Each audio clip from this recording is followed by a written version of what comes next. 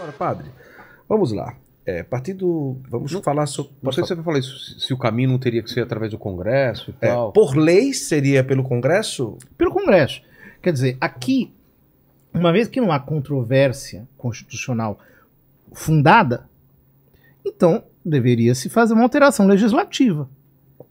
Então, apresentar na Câmara dos Deputados o pedido que se votasse uma lei, etc., pela descriminalização do aborto. Já houveram várias tentativas pelo Congresso, não? Já houve várias tentativas. Ah, é? Várias tentativas. Ao longo desses últimos 30 anos, todo ano teve tentativas nesse sentido. Todo ano? Todo ano. Mais de uma vez.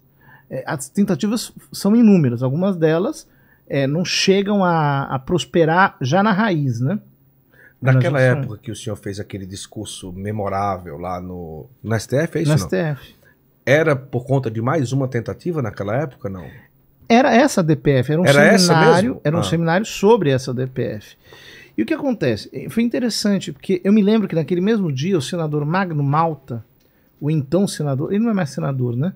Não sei. O senador Magno Malta, ele foi ao Supremo Tribunal Federal e falou, olha, essa é uma questão legislativa. O Supremo Tribunal Federal deveria se omitir na questão, rejeitar esse assunto como não de sua competência. E a ministra Rosa Weber pediu que trouxessem a Constituição Federal à mesa, e ela abriu a Constituição Federal, mostrando que as ADPFs são processadas no Supremo Tribunal Federal. É verdade. Faltou ao senador Magno Malta, naquela ocasião, a consciência de que há uma lei que rege as ADPFs. E essa lei que rege as ADPFs diz que elas só têm sentido, só podem ser processadas se houver controvérsia. Se houver controvérsia fundamentada, não é qualquer controvérsia. Uma controvérsia fundamentada. Um habeas corpus, via de regra, vale apenas para um caso. Para aquele caso. E a ampliação por via analógica daquele caso para uma interpretação constitucional é outro abuso. O padrão, estamos vendo aí uma certa movimentação, né? Bancada católica, bancada evangélica, pelo que a gente está vendo aqui, a própria Câmara dos Deputados é contra isso, né? Então já tentou, não passou, tentou de novo, não passou e tal. Então tem muita gente fazendo abaixo-assinado, gravando vídeo, fazendo pressão nas redes sociais, aquela coisa toda, mas existe alguma possibilidade de freio? Tem alguém que pode frear isso? Os deputados, os senadores, o povo? Existe alguma possibilidade ou é um grito meio que não tem para onde ir realmente? Quer dizer, no papel existe. Em que sentido? O freio do STF é o Senado Federal. Certo. Agora, de fato não existe. Porque os avanços do judiciário sobre os demais poderes nos últimos anos foram bastante grandes, né? Nós tivemos, por exemplo, a atitude de simplesmente se ignorar alguns direitos constitucionais fundamentais.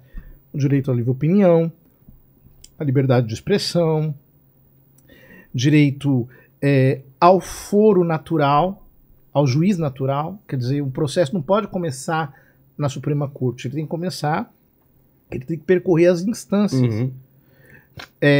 O fato de que tenha sido cumulativo, por exemplo, que a parte agredida, a parte que inquire, que investiga, a parte que processa, que julga, a mesma pessoa. Quer dizer, esse tipo de coisa, né, é absurda. Imunidade parlamentar invadida completamente. Então, a gente convive com isso achando que isso é normal, mas isso não é normal. Em nenhuma democracia do mundo é normal. Isso é uma desordem de coisas. E nós não estamos num estado que se possa dizer que esteja sendo regido pela Constituição Federal realmente. Você acredita que não? Não, porque é abuso de poder. Flagrante abuso de poder. E quem deveria exercer o freio e o contrapeso não faz porque está amarrado. Que é o Senado. E aí, Que é Virão? o Senado. O que faz? Então, Então não tem o que fazer. vai acontecer. A não ser que os ministros, entre eles, decidam votar contra a DPF. Né? Mas pelo que está caminhando, Teoricamente é possível. Teoricamente é possível. Tem alguns ministros que possivelmente seriam contra, mas eu não sei se serão de fato. Do ponto de vista racional, né? Estamos aqui diante de um padre. Mas eu queria trazer um pouco do ponto de vista racional. Né? Como analisar que um embrião tem vida e que eu estou matando uma pessoa, matando um embrião?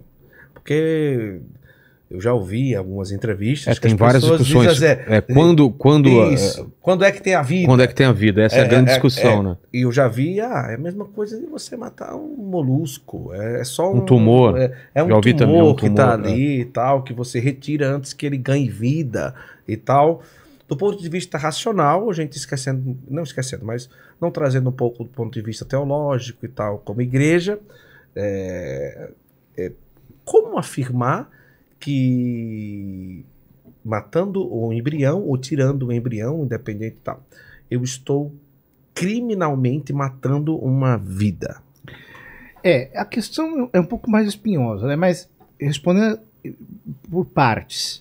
Do ponto de vista da vida, bom, é evidente que o embrião é um ente, digamos, não independente, mas diferente da mãe.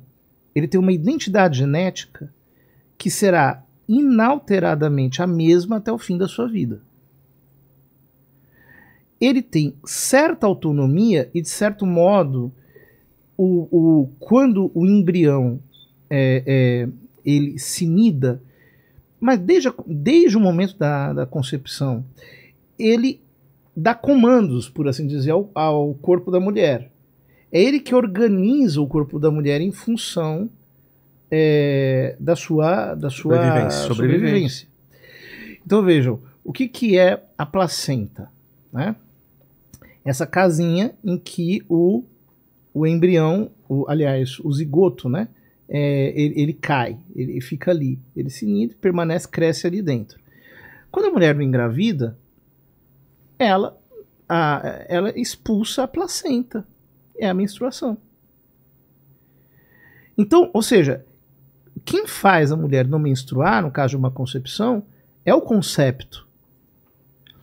Então, depois, que é um ente vivo, isso ninguém pode negar, porque é evidente, ele não está morto, está vivo.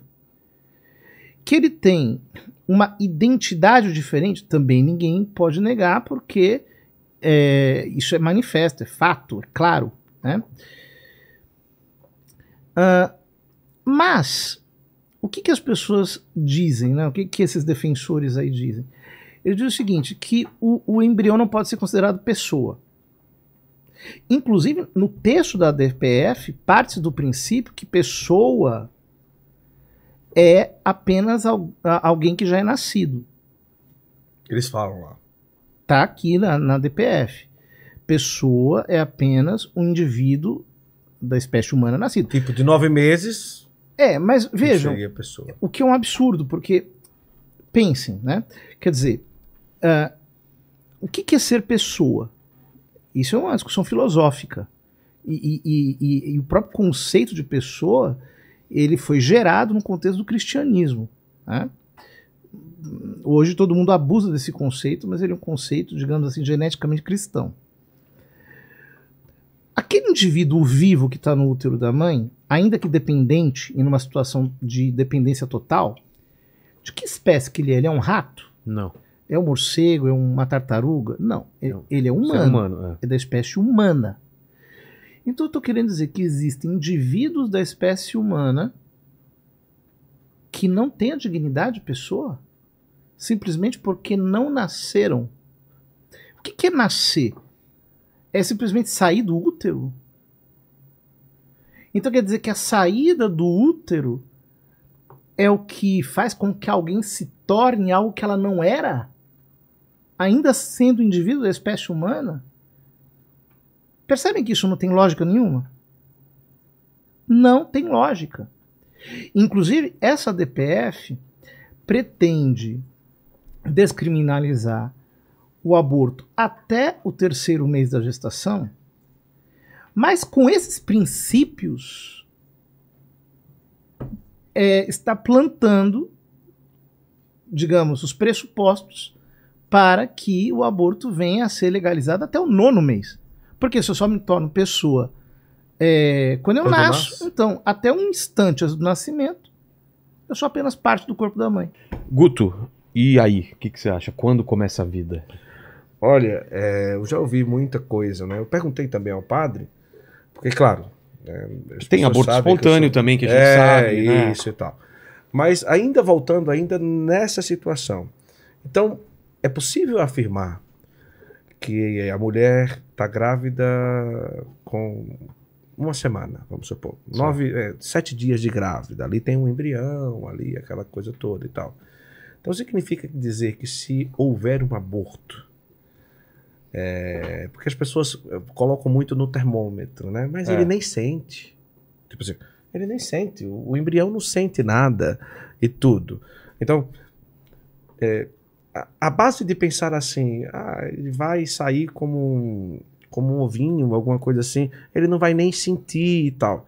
Mas aonde está? Ele não sentir ou interromper uma vida, ou os dois, ou tá, nesse sentido. Gente, a gente tem que ter em concreto o que é o aborto. O que é o... Não é uma coisa, né? Não é uma coisa abstrata. Quais são os métodos de aborto que existem? Vamos lá. Você succiona o embrião em pedaços, vai puxando, vai despedaçando ele, ou você o esquarteja dentro do útero da mãe e depois recolhe o material e joga fora, vira lixo hospitalar, ou você faz um envenenamento por uma injeção salina que queima, destrói, necrosa o feto e depois ele é tirado, ou você tira o feto por uma cirurgia e mata fora do útero da mãe. Caramba. Nossa. É isso. Então, quer dizer, a pessoa dizer que... E no caso dos primeiros dias, pode acontecer ainda o aborto chamado medicamentoso. Isso. Em que a mulher toma uma bomba hormonal, mesmo uma verdadeira bomba, uma explosão hormonal, faz mal para ela, inclusive, para poder expulsar o feto de dentro do útero. E algumas vezes nem isso é bem sucedido. Então, vejam, é disso que nós estamos falando. Nós não podemos falar da coisa apenas em termos abstratos, né?